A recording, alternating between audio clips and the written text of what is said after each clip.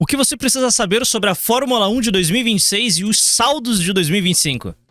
E aí, rapaziada, como vocês estão? Tudo certo com vocês? Espero que Tudo ótimo. Bem-vindos a Alpha Morreu. E bem, em 2025 começou esse canalzinho lindo aqui. Na real foi nos acréscimos, né, de 2024, mas em 2025 muita gente me conheceu Fórmula 1 e começou a acompanhar por conta daquele meu vídeo ensinando Fórmula 1 do zero. Foi o primeiro vídeo do canal, é um bagulho muito importante pra mim, então nada mais justo do que pra 2026, um ano depois, a gente fazer aqui uma retrospectiva de 2025 e, é claro, um resumão do que prestar atenção em Eu assisti as primeiras 3 corridas do ano, larguei tudo e assisti as últimas 3.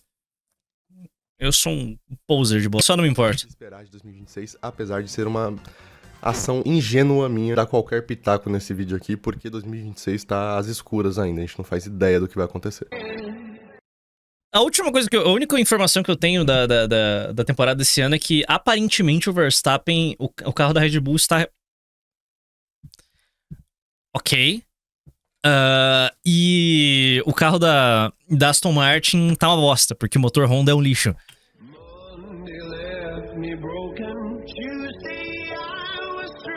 É só isso que eu sei, não sei mais nada. Pra começar, vale lembrar que esse aqui não é o tutorial Master Blaster de Fórmula 1, tá? Pra isso...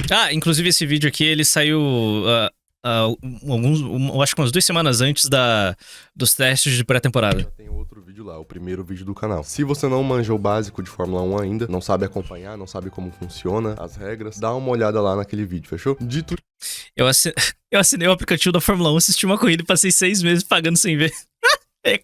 E ainda por cima é caro pra cá a assinatura da F1 TV. Bora então falar sobre o Tipo, eu paguei mensalmente. Assim que eu parei de ver, eu parei de pagar. saldo de 2025. Como a rapaziada de 2025 chega pra essa nova temporada em 2026. Como era esperado desde 2023, a gente viu em 2025 a ascensão bizarra da McLaren, mais ainda do que 2024, e que chega a ser quase inexplicável. Mas basicamente ele só tem feito um trabalho excepcional. O Zac Brown é um gestor. Nossa, é a equipe mais sem graça. Foi a vitória mais chata que eu já vi na minha vida, cara. Foi o campeonato. Foi o pior campeão que eu já vi na minha vida. Não que eu vejo, nossa, vejo Fórmula 1 há décadas, mas foi o campeão mais merda que eu já vi.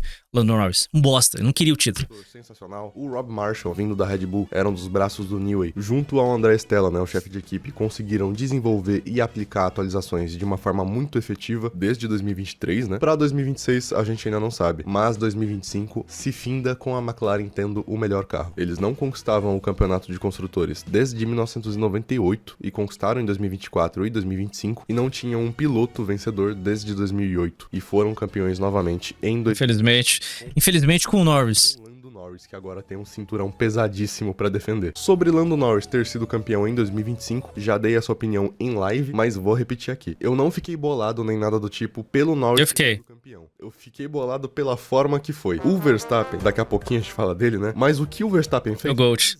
foi bizarro. O Verstappen tirou 104 pontos de desvantagem no campeonato pra chegar em Teria sido o maior título da história desse esporte. Abu Dhabi com chance de título. Tendo um carro claramente pior, tendo uma equipe que está colapsando, enquanto a McLaren tá vivendo um morango, pô. Ou seja, isso reescreve a história. Essa qualidade extra do Verstappen transforma a conquista do Norris não no título que o Norris ganhou, e sim no título que ele quase perdeu, entendeu? Ele tinha todas as condições pra ganhar. Ele já tem experiência, tá na Fórmula 1 desde 2019, com a McLaren, inclusive. Ele aguentou poucas e boas dentro dessa equipe, o que faz, no fim do dia, ele ter sim alguma preferência dentro da equipe, afinal, ele confiou na equipe por tanto tempo, agora tá na hora deles devolverem esse favor pra ele. O Oscar Piastri, companheiro do Lando, não é top companheiros fáceis de se ter. Ele é rápido, sim, ele é uma ameaça. Como eu já falei por aqui, ele só não é mais piloto que o Norris porque ele ainda não tem tanta experiência. E o Verstappen tava em uma defasagem de carro sinistra. Mas o que aconteceu na prática foi que o Carroça de ao longo da temporada em relação ao Piastri, só no final da temporada que ele foi reacender, e mesmo com a vantagem de carro não fez frente ao Verstappen. Se ele ganha esse título sem ser ameaçado, entenda, com 1, 2, 3 corridas de vantagem e não precisando chegar no pódio pra ser campeão, isso colocaria Lando Norris em outra prateleira. Ele acaba 2025 na mesma prateleira que ele começou, com a diferença que agora ele é campeão mundial. Pelo menos Parabéns, seu. Todo mundo só lembra do quão o Verstappen foi. essa é a forma E vai ser pra sempre assim. eu vejo as pessoas tratando esse campeonato do Norris. Não fico triste por ter sido ele, fico triste por ter sido da forma que foi. Essa geração de pilotos de 2019 ali, até um pouquinho antes, né, 2017, 2018, e obviamente tirando o Verstappen dessa equação, porque ele estreia em 2015, né, ele é quase de uma geração antes, quase da geração 30 ali, né, né? O Magnussen, Daniel Roncadella, Robin Friends, esses caras, porque ele sobe muito cedo. Essa geração de pilotos, excluindo o Verstappen, até agora não tinha um campeão mundial. Você tem noção disso? Lando Norris, Charles Podia continuar sem. Não faz falta. Leclerc, George Russell, Alex Albon, Sergei Sirotkin, Pierre Gasly, se colocar até um pouquinho antes, Esteban Ocon. Essa geração até agora não tinha um campeão, o que é algo que eu acho que não vai se repetir com essa geração que tá vindo agora. E é algo que não aconteceu com as gerações que vieram antes. Afinal, Lewis Hamilton é campeão no segundo ano, Fernando Alonso é campeão no seu quinto ano, Sebastian Vettel é campeão no seu quarto ano. Então, Boa noite, rapaziada. sabe, é tudo sobre estar no lugar certo na hora certa, e até agora isso simplesmente não tinha encaixado pra nenhum desses pilotos que estrearam ali de 2017 até 2019 e 20. Muitos deles até já saíram da Fórmula 1, já completaram seu ciclo na Fórmula 1. Então era assim atípico nenhum desses caras ter sido campeão até agora. Lando Norris será o primeiro deles a assumir o número 1 no carro. Pra quem não tá ligado, já engatando outro assunto aqui, usar o número 1 no carro é uma honraria do campeão, então Max Verstappen perde o número 1 pro Lando Norris e passará a utilizar o 3, não o 33 que ele usava antes de ser campeão em 2021. Ele sempre quis usar o 3, mas o 3 já era do seu companheiro, o Daniel Ricciardo, então ele usava o 33. Chegou a cogitar usar o 69, mas o pessoal do RH não deixou. Então agora que o Ele devia, esse filho da... Cara, ele devia ter colocado 69, cara. Seria absurdamente foda. Max Verstappen vai como 3 para 2026. Já falando sobre o Verstappen, tendo ou não a possibilidade de ser campeão, estamos falando aqui do melhor piloto do grid, ponto. Max Verstappen foi o melhor piloto de 2025. Eu quis dizer da Fórmula 1. Se eu não me engano, a revista Auto Sport elegeu ele inclusive como o melhor piloto do ano de 2025. Eu quis dizer de todas as categorias. Peguei pra ver aqui, ó. Max Verstappen, melhor piloto do ano de 2025, segundo a Lando Norris, sexto. revista Autosport. Lando Norris apenas o sexto melhor, atrás de Charles Leclerc, Sebastian Ogier, Alex Palou e George Russell. Não adianta, mano, o que o Verstappen faz é magia. Agradeçam por estar podendo ver o Verstappen correr, porque é um dos maiores da história, com certeza. A sua equipe, a Red Bull, é uma das maiores incógnitas para 2026. Vem numa decrescente, né, desde 2024, perdeu rendimento, perdeu Christian Horner, perdeu Rob Marshall, perdeu Adrian Newey, perdeu agora o Helmut Marko. It's over. Só saiu pra 2020 It's over. de motor, o que sempre é um risco, né? Vem numa parceria com a Ford, que o último envolvimento como Ford mesmo foi na empreitada da Jaguar, que não deu certo, e virou Red Bull, né? Olha que coincidência. Já falei sobre isso nesse vídeo aqui. Não sei se teve envolvimento ali no Cosworth. O Max só não pode entrar na Ferrari. É a única coisa que ele não pode fazer é entrar na Ferrari. Eu tava torcendo pro Max entrar na Mercedes, porque, ligado, eu acho que a Red Bull é uma barca furada, mas... 2010, eu acho que ali já era a preparadora Cosworth independente mesmo. Mas enfim, faz um bom tempo que a Ford não tem um mano, eu não consigo ver o Lando como melhor que o Piastri. Você não consegue, eu não consigo, ninguém consegue. Porque ele não é. Com a Fórmula 1, vamos ver o que eles conseguem trazer para 2026 e vamos falar sobre a Red Bull continuar sendo a Verstappen Racing. O problema do carro B não foi resolvido. Eu achei que em 2025 E nunca vai. seria resolvido de fato. Eles começam a temporada com Liam Lawson no carro. Liam Lawson já tinha substituído o Daniel Ricciardo em 2023 depois do GP da Holanda e 2024 depois do GP de Singapura, se eu não me engano, né? Muita gente me criticou por falar que o Liam Lawson era um bom piloto depois que o Liam Lawson andou mal na Red Bull, né? Aí fica fácil, meu parceiro. Essa vaga de 2025 na Red Bull foi construída em 2023 e 2024, quando ele se provou melhor do que Nick De Vries, que veio com hype, do que Daniel Ricciardo, que é o Daniel Ricciardo. Ele mostrou nível pra isso, tinha embasamento ele subir pra Red Bull. A Red Bull não superestimou o Liam Lawson, ela subestimou o quão difícil o carro deles é de pilotar, e ela vem fazendo isso há muito tempo. Já eu vou comentar sobre como esse rebaixamento pra VCARB acabou sendo bom pro Liam Lawson. Não foi um rebaixamento injusto, mas foi paia, né, a forma com que a Red Bull lidou com isso. E assim como o rebaixamento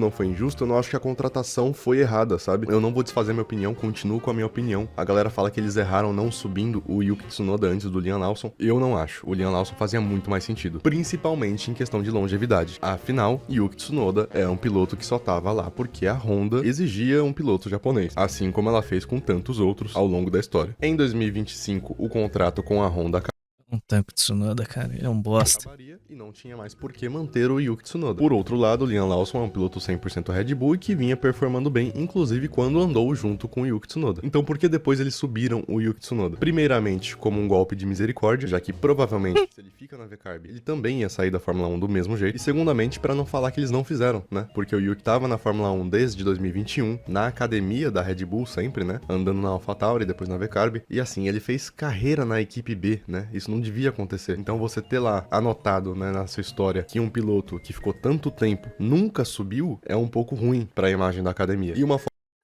Pô, tá ligado? As outras equipes sequer têm um time B. Interessante também de ver essa troca de pilotos da equipe A pra equipe B, do Lawson descendo e do Tsunoda subindo, é que fazendo isso a Red Bull protegeu o Liam Lawson, querendo ou não. Porque eu acho que, assim, desde a Austrália a gente já tinha noção de que a VCarb era um projeto competente e ele foi se mostrando ao longo da temporada um projeto mais competente até do que o da Red Bull, guardadas as devidas proporções. O Lawson descendo pra VCarb e tendo menos pressão nos ombros dele, a longo prazo fazia muito sentido. Era muito melhor do que ele ter mais, 5 ou 6 corridas e realmente não conseguir se adaptar e acabar se queimando na Red Bull. O Tsunoda subindo e tendo toda a pressão do mundo, pra eles era tanto faz, porque provavelmente já seria o último ano dele, querendo ou não, entendeu? Performando bem ou não, óbvio. Se o Tsunoda faz jus aos 5 anos de experiência e a velocidade pura que a gente sabe que ele tem, mas o carro da Red Bull é muito problemático e consegue andar junto do Verstappen, talvez a Red Bull permanecesse com ele mais 1 ou 2 temporadas enquanto estivesse vindo o resultado. E isso ia prevenir do looping acontecer de novo, de eles terem que subir alguém que não tá 100% preparado ou que não tem muita experiência pra tentar, na sorte, suprir essa vaga do segundo carro. Yuki Tsunoda finaliza 2025 na 17ª posição com apenas 33 pontos marcados contra 4. Verstappen correndo sozinho contra 2, contra aquele bosta do Piastri, do Norris. Perdeu por 2 pontos, cara.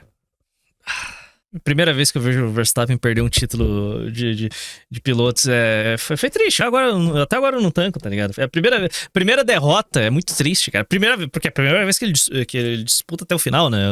Antes disso.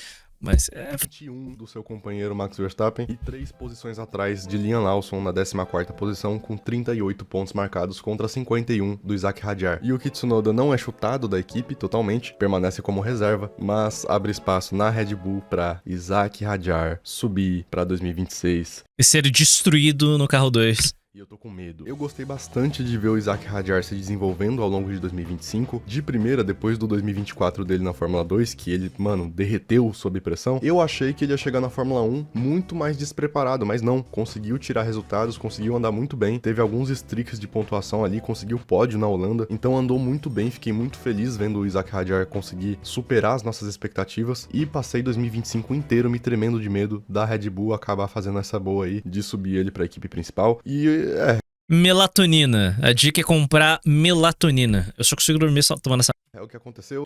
É um suplemento, ele não é um remédio pra dormir, ele é suplemento. Então é safe. Aconteceu, inclusive, porque a gente tem aí o Isaac Hadjar 2, né? Chegando aí na fila mortífera da academia da Red Bull. Daqui a pouquinho a gente fala sobre ele. Porque ainda estamos falando sobre 2025. Calma lá, nem começou 2026 ainda. Eu queria tranquilizar vocês, falar a mesma coisa que a gente fala sobre todo piloto que a Red Bull coloca lá desde 2019. Falar, olha, ele tem um estilo de pilotagem parecido com o do Verstappen. Ele gosta de carro traseiro. Mas nada garante que o Isaac Hadjar vai andar bem na Red Bull. Eu espero que ande, mas nada garante. Saindo um pouquinho de Red Bull e McLaren, que foram as principais histórias, né, de 2025, vamos falar um pouquinho sobre o restante do grid então. Lembrando que eu tô fazendo esse vídeo sem roteiro, né, eu ia fazer um roteiro e tal, mas toma muito tempo, e então eu preferi só fazer falando aqui, por isso que o vídeo tá mais orgânico, né, não tá separadinho em etapas e coisa assim. Vamos falar rapidinho então. Mercedes, boa temporada, foram vice-campeões de construtores, muito por conta da ineficiência do carro 2 da Red Bull, afinal o Verstappen sozinho conquistou só 48 pontos a menos do que as duas Mercedes conquistaram, mas foi uma boa temporada. George Russell, também puxando ali a referência da Autosport, segundo melhor piloto do ano, extremamente consistente. Não faz nada e chega em P3. Kimi Antonelli surpreendeu também. A gente esperava que o Antonelli andasse bem, mas não era certeza. Teve ali uma fase no meio do ano que foi complicado, né? Que ele abandona 4 vezes, chega 3 ou 4 vezes também fora dos pontos, mas em geral conseguiu andar junto do George Russell, não acabou longe na tabela, marcou 150 pontos contra 156 do Hamilton, então tipo assim, bom ano de estreia do Kimi Antonelli. Pra mim não é o estreante do ano, pra mim o estreante do ano é o Hadjar, mas uma boa temporada do Kimi Antonelli. Abrindo um parênteses aqui, acabamos esse ciclo desse regulamento, né, de 2022 até 2025, e o carro mais bem sucedido em pontos da Mercedes foi o W13. Deixei no ar. Ferrari Ferrari. Eles vinham de um ótimo 2024, quase conquistaram construtores de 2024. Para 2025, o modelo SF25 trazia diversas mudanças em geometria de suspensão, em aerodinâmica, tinham muitos conceitos diferentes, talvez a maior contratação da história da Fórmula 1, Lewis Hamilton, mas foi um ano paia. Foi um ano paia, meu Deus, como foi paia. O ponto alto da temporada provavelmente para Ferrari. Eu não sou ferrarista. Nem tenho grandes motivos pra desprezar a Ferrari. Eu só torço pela... Eu sempre tô torcendo pra Ferrari. É isso. Eu sempre torço pela derrota da Ferrari. Tá ligado? Apesar de ser tão fácil, mas eu sempre torço pra derrota. Eu sempre torço pra que o próximo ano da Ferrari seja pior.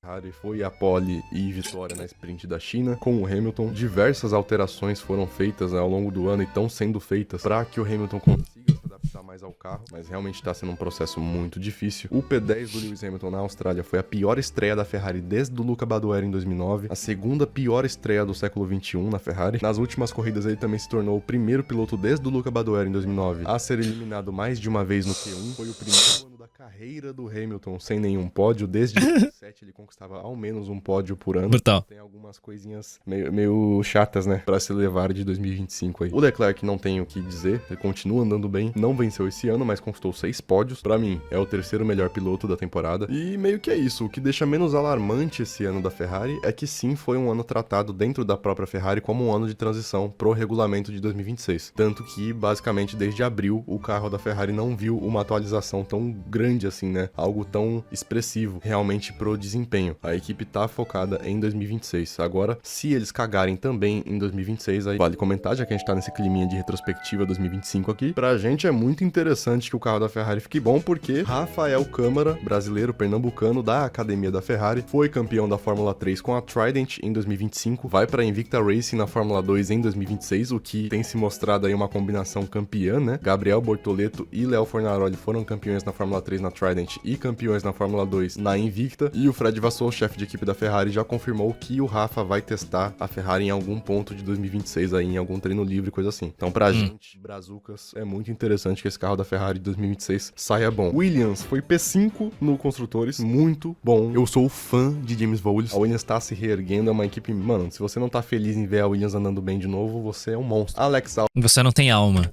e Carlos Sainz são uma das duplas mais equilibradas do grid. O começo da temporada do Sainz foi um pouquinho apagadinha, mas depois, né, conquistou 2. Não, mas realmente, acompanhar a retomada da Williams é provavelmente um dos plots mais legais da Fórmula 1 desde que eu comecei a assistir por causa de Drive to Survive. Pódios, cara, muito legal. O Sainz Só uma carta, né, no final de ano ali, falando que ele tá muito mais feliz na Williams do que ele achou que ele ia estar, que ele tá se sentindo em casa. A equipe tá com um clima ótimo, é uma das equipes a se ficar de olho em 2026, que tende a evoluir bastante, né, como já evoluiu de 2024 pra 2025. A Racing Bulls conseguiu fazer um bom ano com aquele lindo carro branco que eu espero que eles não repitam, né, a pintura, mas façam algo nessa pegada também, porque eu achei muito bonito. Isaac Hadjar, pra mim, o estreante do ano, como eu falei agora há pouco, já comentei que fez uma ótima temporada, conquistaram um pódio novamente. O Lawson na V-Carb, que é um carro mais lento, um pouquinho, mas é mais fácil de pilotar do que o da Red Bull, conseguiu infinitamente mais. das 2 primeiras É corridas. piloto. Pontuou mais 7 vezes na temporada, terminando, como eu disse também, à frente do Yuki Tsunoda e apenas 2 posições atrás do seu companheiro Isaac Hadjar. Então, um bom ano também pro Liam Lawson, apesar de tudo. Em P7, Aston Martin está desaparecida. O Alonso pontua com esse carro só porque ele é o Alonso. Foi um dos carros que mais oscilou durante a temporada.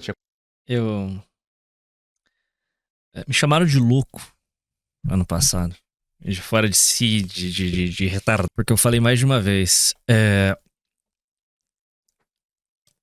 Aston Martin, na mão do Adrian Newey, esse incrível motor Honda. Sabe? Esse, porra, é um motor que garantiu os múltiplos títulos de Max Verstappen.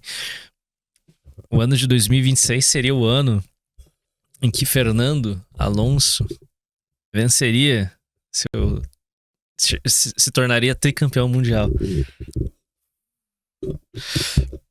Eu recebi tantas mensagens durante os testes de pré-temporada de nego me enchendo o saco nos grupos de Fórmula 1 que eu faço parte, que eu nem assisti. Eu falei, primeiro, não foi transmitido, mas eu não quis ficar acompanhando essa tarde. Eu não quero confessar, tá ligado? Eu sou um bosta.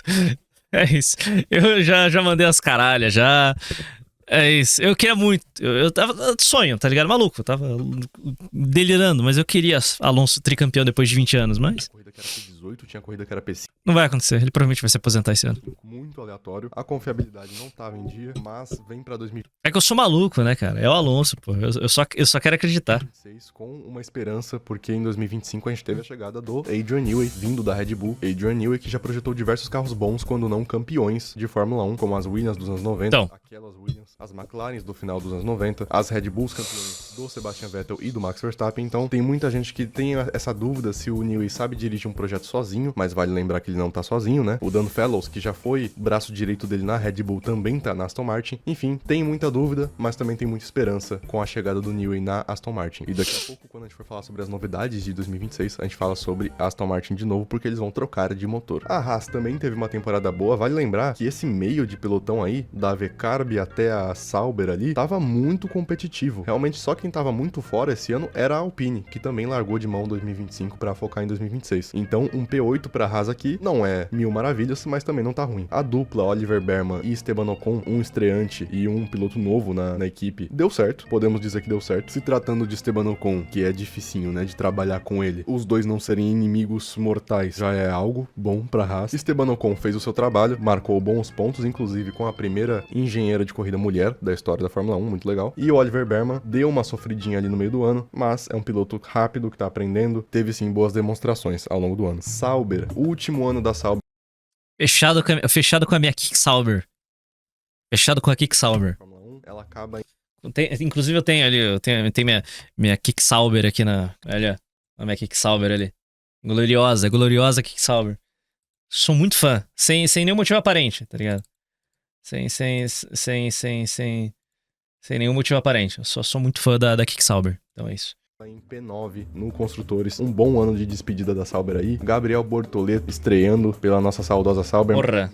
19 pontos, pontuou 5 vezes ao longo da temporada, junto ao Hülkenberg, que pontuou 8 ou 9, se eu não me engano. E, obviamente, né, a zica foi quebrada. Que gostoso que foi ver Nico Hülkenberg no pódio, meu Deus do céu. Isso foi do cara. E com esse carro, né, o Nico Hülkenberg já pilotou muita bosta na vida, mas eu acho que essa Sauber e a outra Sauber que ele pilotou, a de 2013, devem ter sido os dois mais paia. De qualquer forma, ficou apenas 9 pontos atrás da Haas e 19 atrás da Aston Martin. Então, tipo... A carroça é pouco pra essa da Sauber.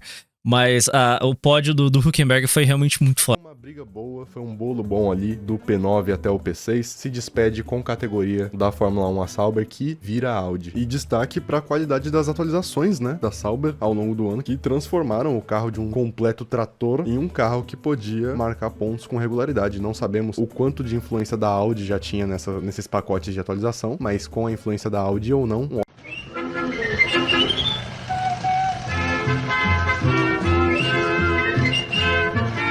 provavelmente um dos vídeos que eu mais assisti no ano passado.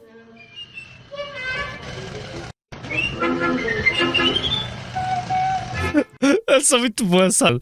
Essa é muito boa. Tipo assim, cara, não, eu tenho certeza. Esse daqui foi o vídeo que eu mais assisti no ano passado.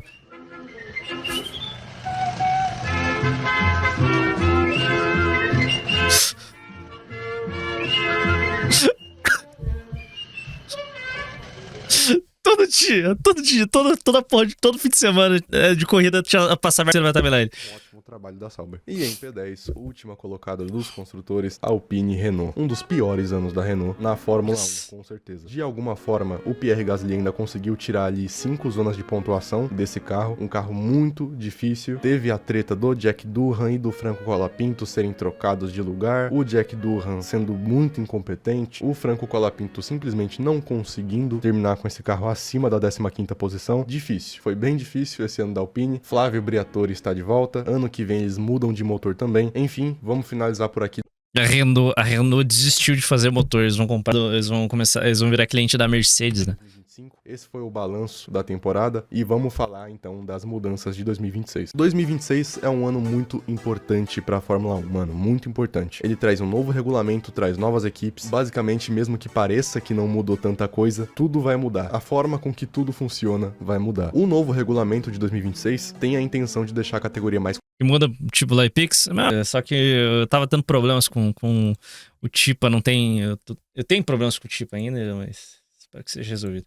competitiva, aumentar a sustentabilidade e deixar a categoria mais atrativa para novas montadoras, o que já funcionou, afinal 2 grandes grupos automotivos, GM e Volkswagen, já têm as suas entradas confirmadas para 2026 com a Cadillac e a Audi respectivamente. Então é isso que você está pensando. Em 2026 nós teremos 11 equipes, 22 carros no grid, uma equipe e 2 carros a mais. Para mim o ideal da Fórmula 1 é de 24 a 26 carros, quem sabe num futuro próximo, né? Se não ficou claro, o grupo Volkswagen com a Audi comprou a Sauber e foi aumentando a sua participação na equipe ao longo do tempo. E agora passa a ser, em 2026, totalmente Audi. Apesar de conservar boa parte do time antigo, né? Incluindo os pilotos Nico Hülkenberg e Gabriel Bortoleto. Então teremos Brasil Zil no carro da Audi. Muita gente já me perguntou se é interessante pro Gabriel Bortoleto estar na Audi. Eu respondo que sim, independente se o carro vier bom de primeiro ou não. A Audi é uma equipe de fábrica, é uma equipe com nome e com muito renome. Aonde a Audi pisou, ela foi bem, historicamente. Eles venceram Le Mans repetidas vezes durante os anos 2000, não vou falar aqui pra não me estender, venceram no rally, venceram no turismo, então assim, saber o que eles fazem, eles sabem. Hülkenberg é um piloto muito experiente em desenvolver o carro, o Bortoleto tá aprendendo muito com o Hülkenberg, os dois têm um clima muito bom dentro da equipe, a Audi tem tudo pra prosperar no futuro próximo. E a outra equipe nova... Vá, Bortoleto, vai e vença. É um projeto 100% do zero. Vem se falando sobre Andretti Cadillac, sobre só Cadillac, sobre GM há muito tempo na Fórmula 1. Basicamente desde que começou esse regulamento 2022. A Andretti tinha um plano muito sólido, mas a Fórmula 1 foi barrando, foi fazendo um lobby aqui, um lobby ali, porque eles não queriam a Andretti. Eles achavam que a Andretti, uma das maiores equipes de automobilismo do mundo, não ia somar com a Fórmula 1. Eles queriam um montador. Isso é inacreditável, cara. Eu acompanhei toda essa novela de bosta, cara, da Fórmula 1 fazendo absolutamente tudo que estava ao seu alcance pra barrar a Andretti.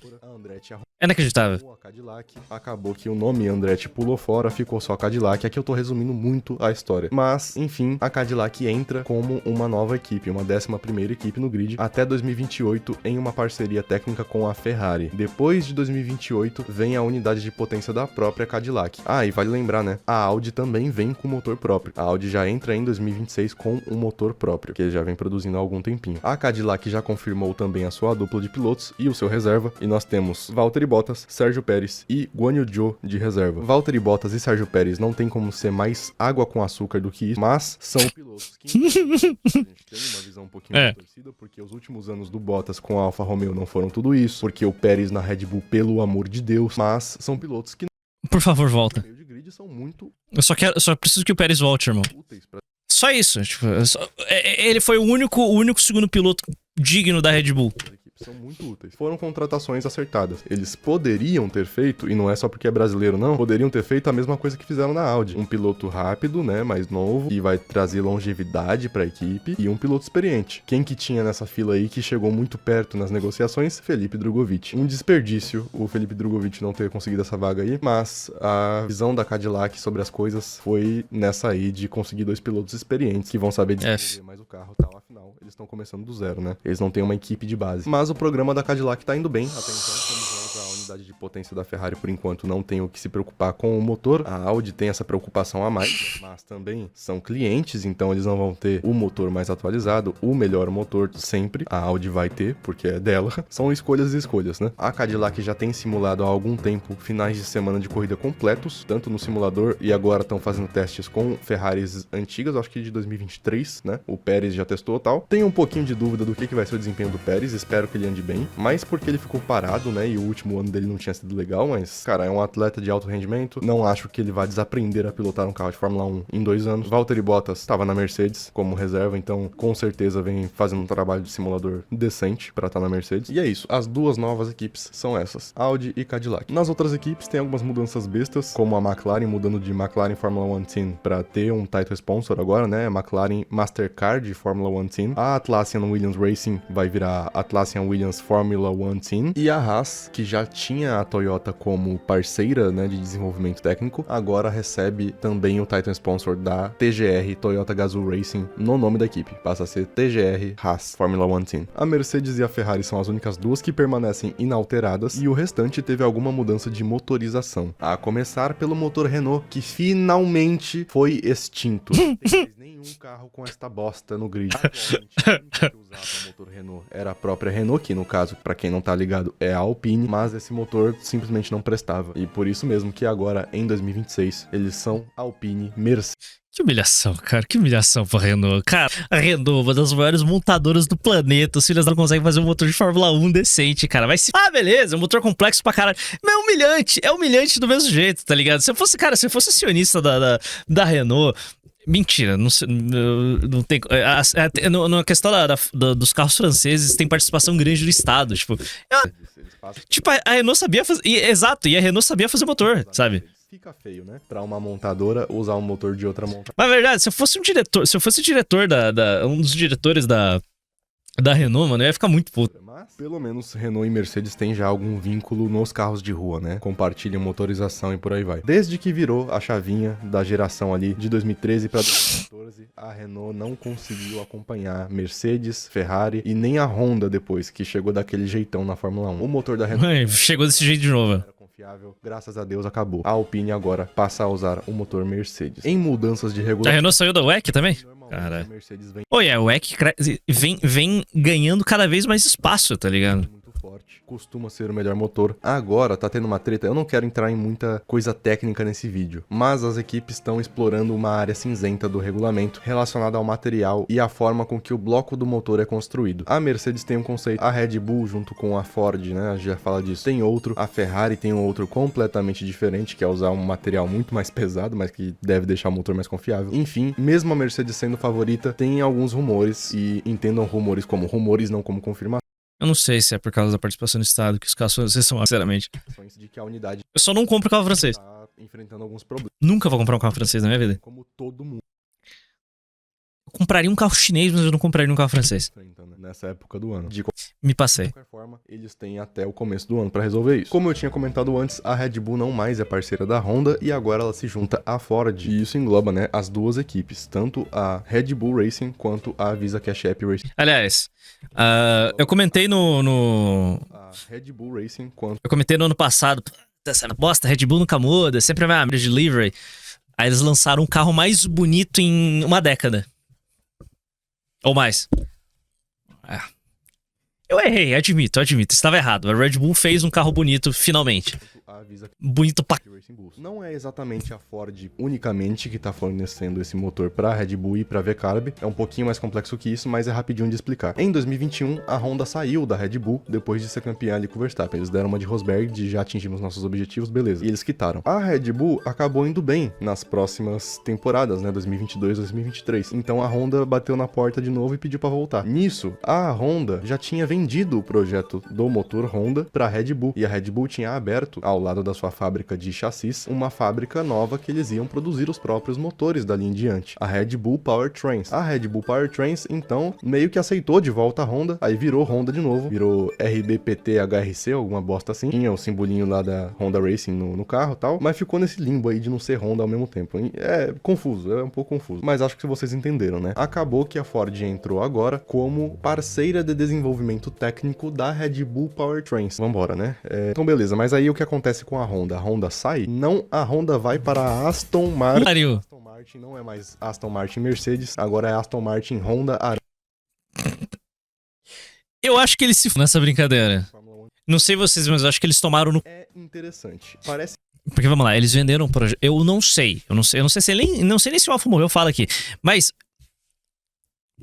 Provavelmente eu vou falar alguma coisa. Eu quero que você... Eu não sei se a Honda vende o projeto e eles não podem trabalhar com o mesmo tipo de motor e dar esse prosseguimento no desenvolvimento, pelo menos o know-how ali para criar um novo motor, ou se é tudo, eles precisam começar realmente tudo zero e não podem usar absolutamente nada do passado, é só o trabalho, só o know-how do trabalhador, sei lá o que aconteceu. A Honda é uma merda. A Honda é essa pele de... Vai e volta. Tu não decide se fica dessa Fórmula 1 pra sempre ou sai dessa bosta. Interessante. Parece... Japonês é uma desgraça, mano. Japonês é uma desgraça. Meio perdido de primeira, mas é interessante. A Aston Martin agora tende a ter um chassi bom. O motor Mercedes não era o problema do carro, né? Vamos combinar, um motor bom. Mas é uma renovação nas coisas, né, velho? E eles vão ser exclusivos da Honda. Agora eles vão ter motores de fábrica. Querendo ou não, a Honda não tem mais que se preocupar com duas equipes. E o motor Honda, do estágio em que ele parou de ser desenvolvido pela própria Honda e começou a ser desenvolvido pela Red Bull. esse motor nos testes de pré-temporada, a Aston Martin foi obrigada a rodar ele em 80% da potência. 4 segundos atrás do último. Já era um motor bom. Então vambora, entendeu? Trocaram algo bom por algo bom. Basicamente, essas foram as mudanças nas equipes em relação a nomes e motores. Agora, falando de pilotos, a gente já comentou aqui, né, as mudanças, mas basicamente o grid permanece o mesmo, muito diferente de 2024 para 2025. A gente se despede apenas de Yuki Tsunoda, que passa a ser reserva da Red Bull, não é mais full-time no grid. Para a Red Bull sobe o Isaac Hadjar para ser companheiro do Max Verstappen, como a gente tinha conversado antes, e o Isaac Hadjar 2 vem aí para a Racing Bull Arvid Lindblad. O Lindblad é um piloto que vem sendo cotado assim como um novo Verstappen. Eu não gosto de colocar essa pressão em ninguém, mas é realmente um piloto bem rápido. É talvez a última joia lapidada pelo Helmut Marko, né? Encontrada, seguida pelo Helmut Marko. A gente ainda não tem, eu acho, informações de quem é o novo construtor. Falou, Zé, boa noite. Se tem, eu não vi. Mas o Lindblad é a aposta mais quente das recentes aí. Hoje ficou a 2,5 segundos. Parabéns. Nos últimos tempos da Red Bull. Ele vai estar ao lado do Liam Lawson, que espera-se que o Liam Lawson termine à frente. Se ele seja incapaz.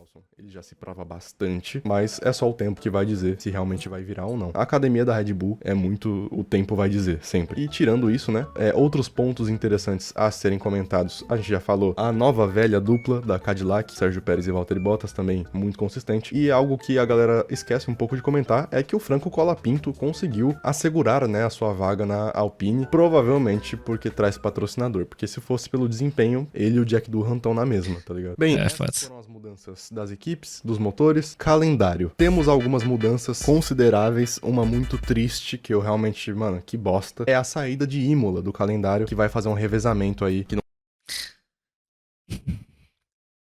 Ah, meu Deus! Que tristeza, não temos mais Imola. Oh, não, vou sentir tanta saudade de Imola. Porque agora os carros da Fórmula 1 têm o tamanho de um caminhão. Sabe? Nossa, que saudade de Imola. Nossa, vou sentir tanta falta. Não é de agora que eles estão com esse bagulho de tirar a pista permanente e colocar a pista de rua. Porque sim, né? No caso, Imola dá lugar à nova pista de Madrid, na Espanha. Mano, se for pra fazer circuito de rua, que faça nos lugares aleatórios. É certo, tá ligado? Trocar as pistas, trocar a pista trocar pista por pista de rua, pista de circuito por pista de rua. Essa é a única cagada. Faz em Jeddah, faz em Baku, como fez, bons circuitos, entendeu? Mas faz em uns lugares nada a ver, mano. Já tem pista na Espanha. Imola é um grande prêmio de merda, mano. Tipo, os carros simplesmente não tem espaço, não dá. Imola é uma bosta. Tipo, é uma bosta pra Fórmula 1 de hoje, não tem o que fazer.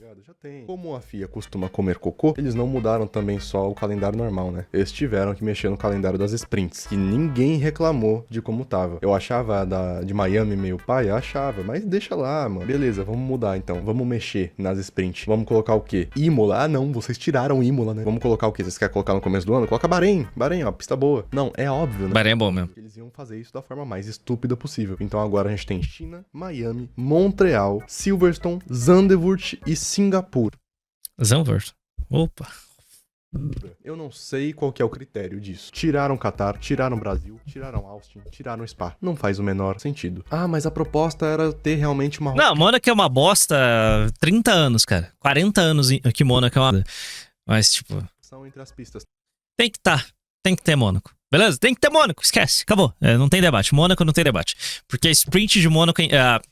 o quali de Mônaco é do... Eu não vejo a corrida de Mônaco. Eu só vejo o quali. Porque o quali é o melhor quali de todos. Tipo, o quali de Mônaco é o melhor. Porque mas o resto, a corrida mesmo eu não vejo.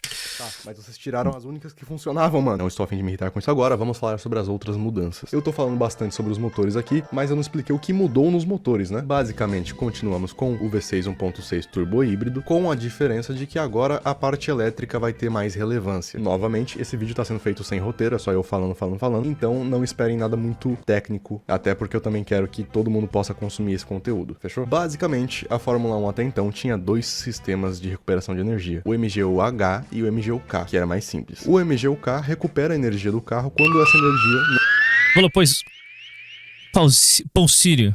Ó Pardo, você que estudou sobre Banco Master, o Ronaldinho Gaúcho está nas festas do Vorcaro, ou deixaram o bruxo de fora? Infelizmente, nós não temos informações sobre isso. Por isso que eu estou aguardando ansiosamente pela biografia de Daniel Vorcaro e a exposição do nome de todos os seus amigos famosos. Eu só queria isso, cara. Nossa, Quando isso vai vazar em algum momento. Beleza, isso vai vazar em algum momento.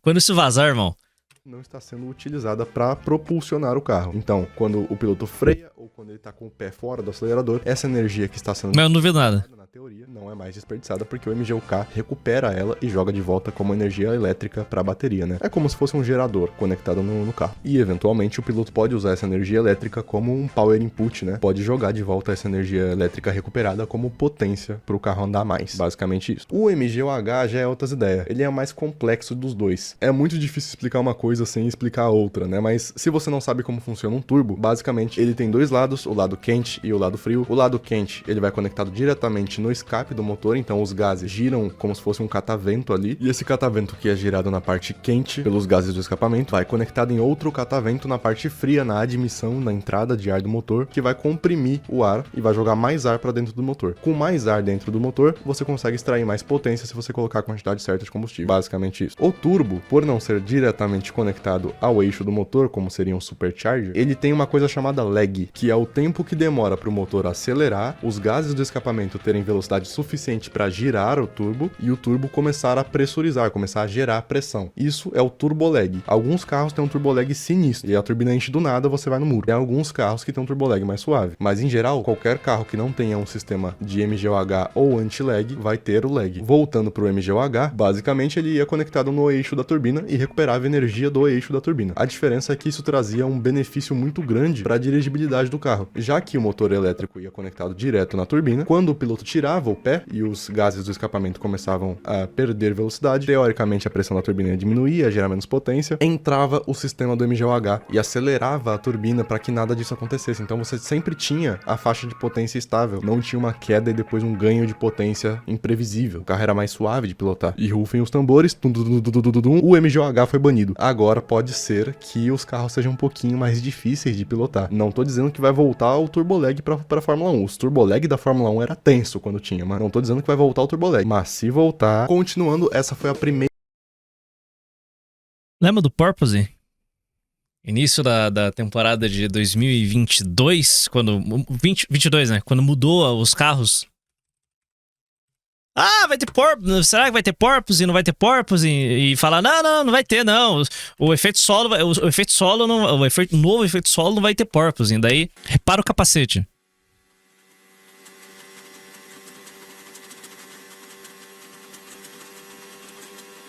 Moleque, vai tomar no deck. Realmente, o carro tava quicando mais que marmita de vagabundo, mano. Aqui, ó. Ever wondered why Formula One cars bounce? This is the mystery of porpoising and its impact on F1. Ah, o turbo lag vai voltar? Vai. Toda vez que muda a bosta do regulamento, vai pras caralho. E a coluna vai pras caralho, tá ligado? Lowered the car more. It's touching, but that's obviously because of the porpoising. But yeah, that's aggressive. E a coluna vai pras caralho.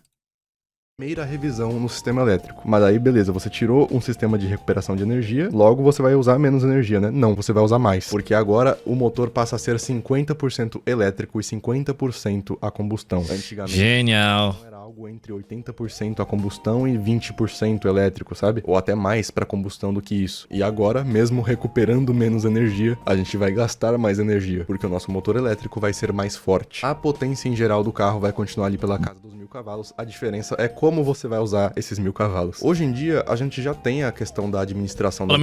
Já é algo comum o piloto ter que ficar vendo quanto que tá o nível da carga, aí recupera, aí gasta, entendeu? Já é algo normal. Inclusive, é algo que eu acho divertido nos jogos da Fórmula 1, né? Você ter que administrar a bateria. Trocar, né, entre os modos de recuperação, entre um modo mais baixo, um modo de ultrapassagem, por aí vai. Mas, se antes isso era algo que os pilotos faziam e a gente mal percebia, agora é um dos elementos principais da competição. Com o regulamento de 2026, a gente viu o fim do DRS, antigamente o principal aí elemento de ultrapassagem, né? Pra quem não tá ligado como funcionava, dentro de certas zonas da pista, geralmente retas ou retas um pouquinho curvadas, se você tivesse um segundo atrás de alguém, com o DRS permitido pela direção de prova, você poderia abrir a sua asa traseira, assim ganhando um pouquinho mais de velocidade de reta, porque a asa traseira é o que segura o carro no chão. Então você abre mão de 2/3 da sua downforce durante aquela reta pra você ter mais velocidade de reta. Era isso. O DRS foi uma solução pra quando as corridas estavam começando a ficar... Uma muleta.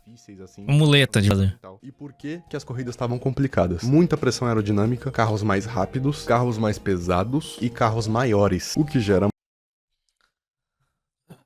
Muita perturbação aerodinâmica, o ar sujo, que complica de um carro seguir outro. Ah, não, o peão que fala: "Ai, os carros de hoje é fácil. Quero ver na época do Senna." Brother, na época do Senna, os carros eram assim. Os carros da Fórmula 1 na época do Senna eram assim, seu filho da puta. Tá ligado? Não tem suspensão ativa hoje, seu bosta. Tá ligado? Tipo, oi, na época do Senna era no braço, meu. Era no braço, mano. Aí, tipo, era no braço, sim, era.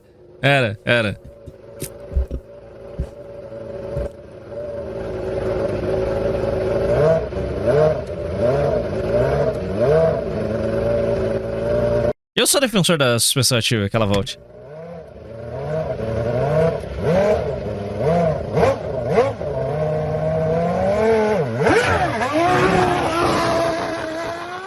Mano, você... Nossa, mano. A quantidade de tecnologia que você tinha nos carros no início, no finalzinho dos anos 80, início dos anos 90, cara.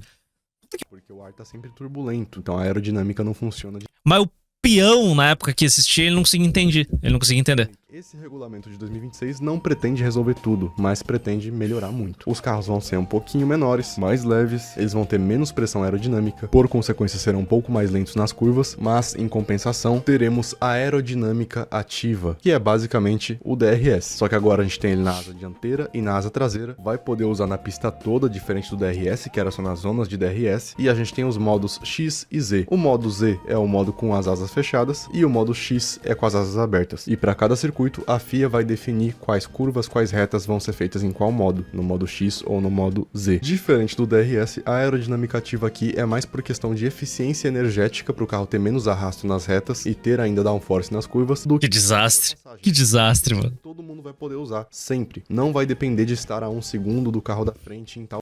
Isso na chuva vai ser uma beleza.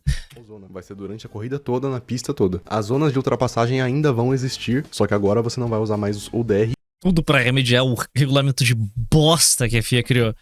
Como ferramenta de ultrapassagem. Agora vai ter o Overtake Mode, que te dá mais potência elétrica no motor elétrico para realizar a ultrapassagem. E além do Overtake Mode, ainda tem... Eficiência, Fórmula 1 é tudo sobre eficiência. Tudo é sobre eficiência agora. Boost Mode, que vai te dar mais potência do motor a combustão e do motor elétrico para você atacar ou defender de um carro durante a corrida fora das zonas de ultrapassagem também. Acho que eu consegui sintetizar tudo bem rapidinho, mano. Espero que eu tenha conseguido manter a linha de raciocínio aqui, mas basicamente é isso. Carros menores, carros mais leves. A potência agora vai ser 50-50, combustão e elétrica. Os novos modos da aerodinâmica ativa, modo de overtake e modo boost. Tem alguns fatores de segurança menores, como agora tem luz no retrovisor para quando tiver chuva pesada. A roll cage aguenta mais peso agora, mas em geral é isso. Como eu falei no começo, esse regulamento novo foca em competitividade, em atrair novas montadoras e em sustentabilidade. Na questão da sustentabilidade, esse vai ser o primeiro ano da Fórmula 1 com combustíveis 100% sintéticos. Era só voltar com um V8, V10. Mete o V10 aí, mano. Um grande... Vambora, V10 elétrico. É os guri. Eu sei que eles não vão fazer isso.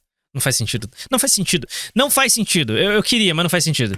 Que tem ali uma cadeia de carbono renovada e tal, e não são de origem fóssil, né? Um grande problema esse ano vai ser o valor desse combustível, que ainda é inviável, mas a utilização desse combustível na Fórmula 1 é justamente para que um dia ele seja viável. Tem alguns critérios, né? Esse combustível precisa ser 100% sintético, ele precisa rodar em qualquer motor a combustão, que roda normalmente com gasolina ou etanol. É uma tecnologia que não é de agora que está sendo desenvolvida, mas que vai ter uma aceleração no desenvolvimento muito grande agora que a Fórmula 1 encostou nisso. Um dos objetivos da FIA é atingir a neutralidade de carbono. É um ecossistema muito grande, vai, né, desde os carros em si até... Sim, isso daqui é a melhor coisa que a Fórmula 1 implementou nesse regulamento. O combustível sintético é a melhor coisa que a Fórmula 1 colocou em...